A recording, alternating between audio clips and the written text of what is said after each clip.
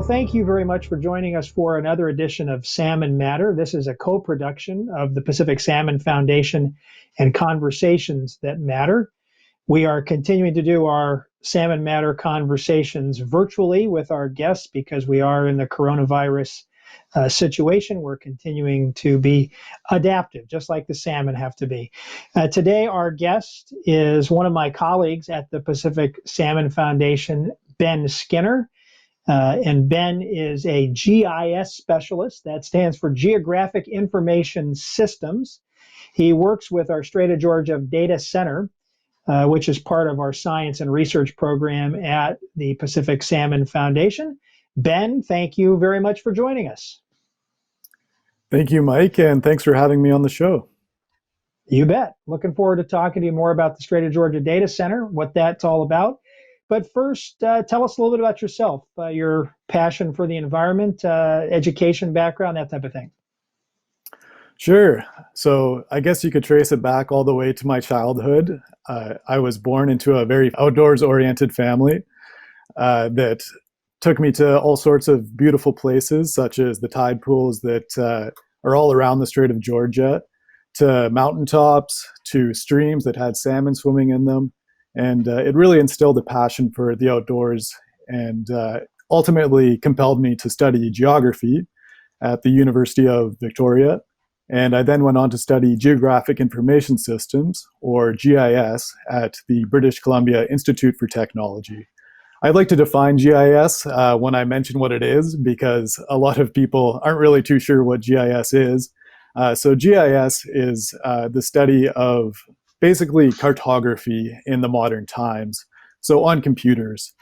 It's also the management of the data that goes into maps, virtual maps on your computer, as well as putting that into databases, and we call that geospatial data. I love that, explaining it. It's the new type of cartographer. It makes so much sense when you say it like that. And you know, you're able to do so much now with maps digitally. You can show things happening over time. You can show many different layers of information. And I think we almost, as viewers or consumers of this digital material, we kind of take that for granted. But tell me what it's like to be on the other end, the people that are building the maps and having all these tools at your disposal. It must be very cool. It is very cool. It's a constant learning game. The field of geographic information systems was started in the 90s, but it's still developing so much. And a lot of it is online now. So a lot of my work revolves around putting maps into the public eye through our website. And that's a very new field in a lot of regards. So it's definitely fun to be on the cutting edge of that technology. Okay, well, that's a good segue too into the Strait of Georgia Data Center. It's actually not a gigantic building with a lot of people working in it, is it? It's probably describe it for us so people can understand what we mean when we talk about a data center. Sure. So first, the techie stuff to get that out of the way. So the data center is housed at the University of British Columbia. They're our partner. The PSF and the Institute for Oceans and Fisheries at UBC run the data center. So we have a couple servers at UBC, and those allow us to do the data portal to keep it running, as well as to put the maps online. So when you go to the website, you don't see the servers in the background, though. What you see is a data portal, which has over 600 records at this point on a lot of marine information, from anything to do with economy to ecology to the oceanography of the Strait of Georgia. And Ben, take us back a little bit. Tell us a little bit of the origin story about the data center. What's the gap that it's filling in terms of research and knowledge? And I guess, you know, why do we need a data center for the Strait of Georgia? Thanks for asking, Mike. So the Strait of Georgia Data Center was started in 2012 by my colleague, Isabel Pearsall. She was the one really pushing for it. She pitched the idea to the board of directors at the PSF, and they went ahead. What she proposed was a one-stop shop for marine information. There was a lot of information out there, and a lot of it wasn't accessible publicly, or it was a little hard to get to. So she proposed that they would have one website where you could go search through any website to do with marine information all in one spot, so you're not browsing around, spending too much time looking for it. So what the data center is where you can save time in data acquisition, essentially.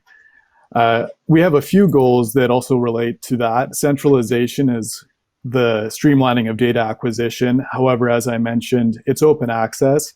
So open access means that we believe people have the right to information. So all the data is public. And we also spend some time doing data rescue and data sharing, which is essentially finding data that's sitting on shelves or that's maybe private and that we think should be public. We then pull that into the data portal so that researchers, the general public, policymakers can all have access to that information, which ultimately leads to better science and better decision making when it comes to environmental policy. Okay. Yeah, I know one of these things I read about and have heard about in our work is this notion of the brain drain, that we have a large population of scientists and researchers who are in the baby boomer generation that are preparing to retire, whether it's from universities or government laboratories. Is that part of your mandate as well, is to basically give a home to the research and data that may have been going on for decades, and now someone's retiring? Yeah, absolutely. So a lot of data was, as you mentioned through reports, through research, but it wasn't available in a public spot. So that was definitely part of the creation of the Strait of Georgia Data Center, was to give that historical data a spot where it could be easily found. Additionally, there was a lot of research coming out of the Salish Sea Marine Survival Project, which is a project between the Pacific Salmon Foundation in Canada and Long Live the Salmon Kings in the United States. It's essentially looking into why survival of salmon in the Salish Sea has declined so high compared to areas of the Northwest, say like the Columbia River. This research didn't have anywhere to end up, so the portal was created so that it could be easily discovered.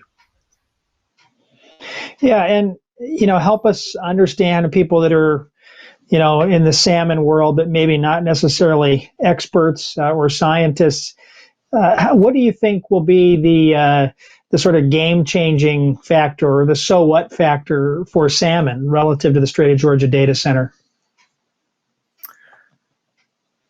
I think that having work that can be built on is going to be ultimately what's going to affect how salmon can be protected better through the policy that's put in place.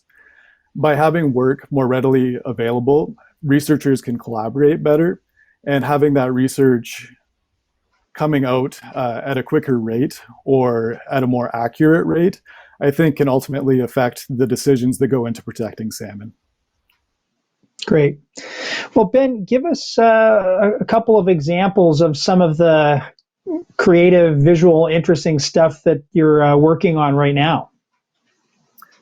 Sure. So I'll go back to one of the projects that we worked on as part of the Salish Sea Marine Survival Project. There was a citizen science oceanography program that was ultimately powered by volunteers. It was run through the PSF, though volunteers were going out on their boats multiple times a month for years. The program's actually still running. It's been going for 5 years now. And they were collecting oceanographic data. So that's temperature data, salinity data, plankton data, which is microscopic plants, nutrient data. And they were then giving this to researchers who could answer questions like, are there presence of harmful algae in certain spots of the Strait of Georgia? Harmful algae is important to study because it can kill salmon or cause shellfish poisoning. It also studied things like, how is climate change impacting the waters of the Strait of Georgia? As well as it can answer questions as to where is the best places to restore eel grass or kelp, habitat that salmon rely on in the Strait of Georgia.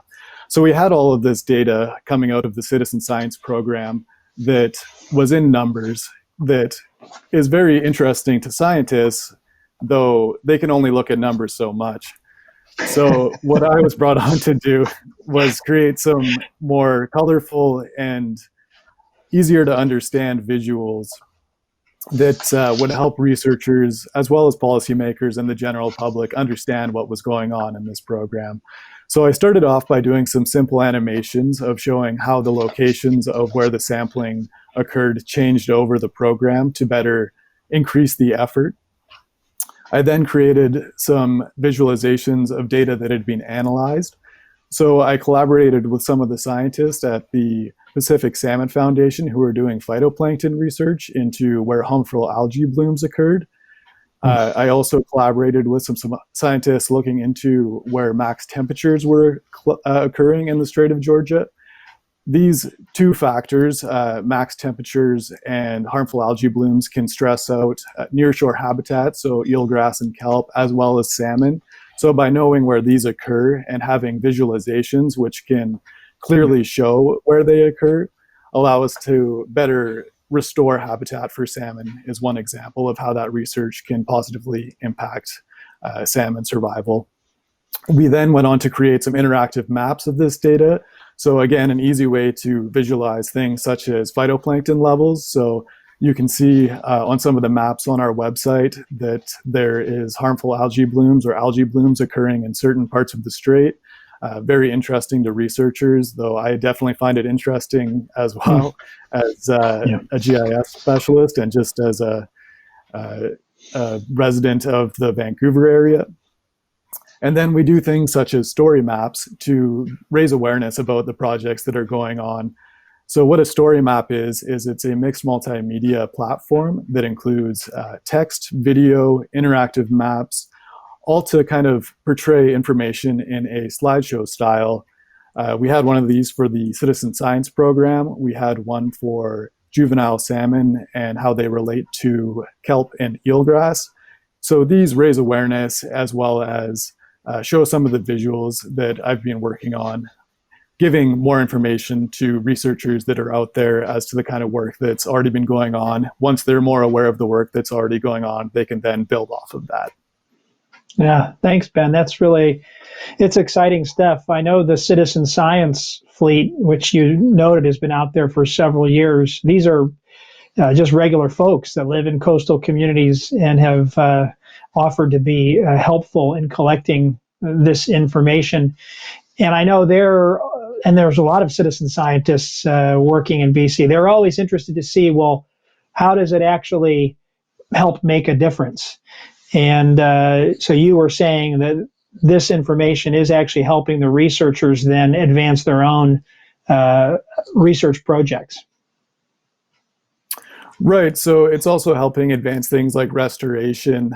There's organizations out there that are planting eel grass to try and combat the decline of eel grass throughout the Strait of Georgia due to climate change, human impact. So by having information as to where the best waters are to plant eel grass, they can help increase the survival of this eel grass going into parts of the strait. So these tools you have at your disposal, they're already very cool. Where do you see things going in your field in the next 5, 10 years? What are the big things we can expect from the State of Georgia Data Center down the road? You can definitely expect larger maps, more interactive maps, as well as we're going to be launching a spatial data download portal that will bring in data from all sorts of different sources and different organizations and allow you to filter that data so that you can take a data set that's 10 million records and bring it down to 200 records. So from a very large file size to a very small file size, which is important if you don't want to crash your computer. And we're going to be working on some maps that are related to marine spatial planning. By having the technology nowadays to create maps with so much power behind them, you can bring so many layers into them. And by having all of these layers in one map, it allows people to compare the components of the environment and the economy in the strait, and again can guide decision makers in what they're doing for example, in the creation of a marine protected area. Yeah, and that's been a big advancement we've had in Canada in the last few years, is more marine protected areas and proposed protected areas. It's interesting what you were saying of layering the environmental and the economic. Tell us a bit more about what you're doing in particular on the marine spatial planning front. Sure. So right now there's still the need to kind of organize the data that's out there a little bit. For example, one thing we're working on right now is collaborating different eel grass data sets into one layer as opposed to multiple layers. So multiple organizations have looked at eel grass, sometimes in different areas, sometimes in the same area. Now we want to put them all into one spot, one data set, where it can accurately show where eel grass is. And you can say these areas were surveyed, these areas were not surveyed. So that simplifies things and will allow us to make our end marine spatial planning maps a little bit more organized and easy to use. Yeah, and you've mentioned eel grass a couple of times. I often refer to this as the underwater rainforest. It's that habitat that we may not see as much, but it protects those little juvenile salmon. It provides food for them. And that habitat's been lost quite a bit in the Strait of Georgia, hasn't it, over the last several decades? That's right. So some of the research that was going on as part of the Salish Sea Marine Survival Project looked at the decline of eel grass. Quite a few projects looked at this. And unfortunately, things like development, increased anchoring of boats, as well as climate change are all impacting eel grass, which plays such a vital role, as you mentioned, in juvenile salmon survival. So keeping eelgrass and kelp, which also plays a similar role, healthy is going to be integral to the Strait of Georgia. Yeah, and you were saying the mapping leads then to restoration. We've had one group in particular that's been out there actually developing what they call thermal tolerant kelp. In other words, potentially tolerant to changes in temperature. It's remarkable the advancements that are happening, and a lot of it does happen because you need to know on maps where was the habitat and where are the restoration opportunities. It's really cool stuff. Definitely really admire the work that's going on out there. Well, Ben, I want to thank you very much. This has been fascinating to learn more about what it is to be a GIS specialist. Maybe I'll ask you in closing, what do you say to young people to encourage them to think about this as a career opportunity? I would say patience. It can always be a little bit challenging when you first get into a technological field. However, if you're willing to jump over the initial hurdles and can get it back into stride so that you're doing work that you feel is valuable and you're efficient at it, it's really fun stuff. And there's some great programs out there that you can partake in. And GIS is a growing field, so I see more and more need for it in the future. Well, Ben Skinner, thank you for all your work with PSF, the Strait of Georgia Data Center. Thanks for being a part of this conversation today. And we should also thank the major donors to Pacific Salmon Foundation. Government of Canada, Government of British Columbia are both major supporters, and many, many other foundations, individuals, and companies in BC. And the Sitka Foundation, of course, has been a long-time major supporter of the development of the Strait of Georgia Data Center, so we have to give them a special thanks as well. Anything you'd like to add before we close out, Ben? I think you've said it all, Mike. I would just give my personal thanks as well to everyone you've thanked, and do the cliche, thank my parents for getting me involved in this field. Well, I'm glad they took you out into those tidal pools, Ben. And I think everyone echoes, thank mom and dad. Okay, Ben Skinner, GIS Specialist with the Strait of Georgia Data Center at PSF. Thank you very much for joining us. And thank you for joining us for this episode of Salmon Matter. We'll have more of these coming your way. And for now, stay well.